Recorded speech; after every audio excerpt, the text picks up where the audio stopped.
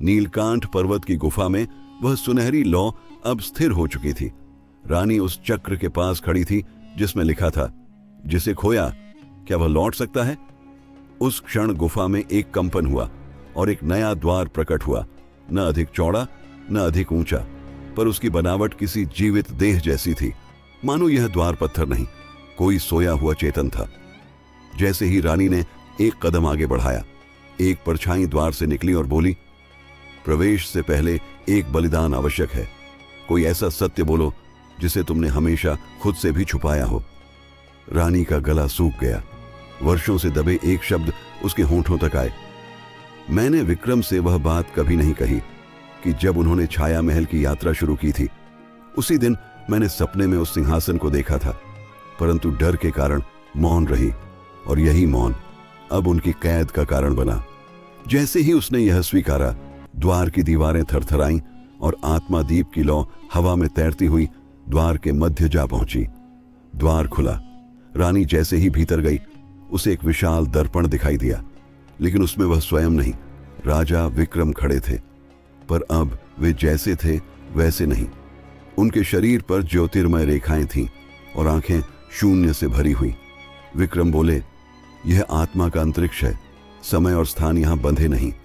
तुम्हारे उत्तर ने मुझे जगाया, पर पूर्ण मुक्ति अभी दूर है। रानी आगे बढ़ी और पूछा, क्या मैं तुम्हें वापस ला सकती हूं? विक्रम मुस्कुराए, यदि तुम उस उत्तर तक पहुंच सको जो प्रश्नों से परे है, जो तर्क से नहीं त्याग से जन्मता है।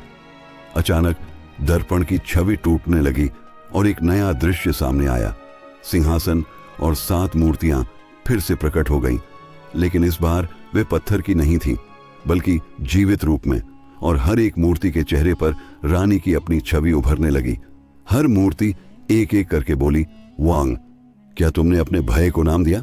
2, क्या तुमने कभी किसी के दुख को चुपचाप देखा? 3, क्या तुमने वह प्रेम त्यागा जो सही था लेकिन कठिन? 4, क्या तुमने सच बोलने की बजाय मौन चुना? 5, क्या तुमने विश्वास खोया पर दिखावा बनाए रखा? 6, क्या तुमने किसी को खोकर खुद को बचाया? 7, क्या तुमने कभी सोचा कि तुम कौन हो जब कोई नाम नहीं? रानी के होंठ थरथराए। उसने आंखें बंद की और कहा, हां, मैं दोषी हूं, पर अब मैं उत्तर नहीं, अनुभव बनना चाहती हूं। तभी हवा में चमत्कारिक परिवर्तन हुआ। 7 मूर्तियां प्रकाश में विलीन हो गईं और एक बार फिर सिंहासन सामने आया, लेकिन इस बार उस पर बैठा था विक्रम, जीवित, शांत और पूर्ण। उन्होंने धीमे स्वर में कहा, जब उत्तर बन जाए मौन, तब आत्मा लौटती है। गुफा हिल उठी, प्रकाश फैला और रानी विक्रम के साथ धीरे धीरे बाहर निकलने लगी।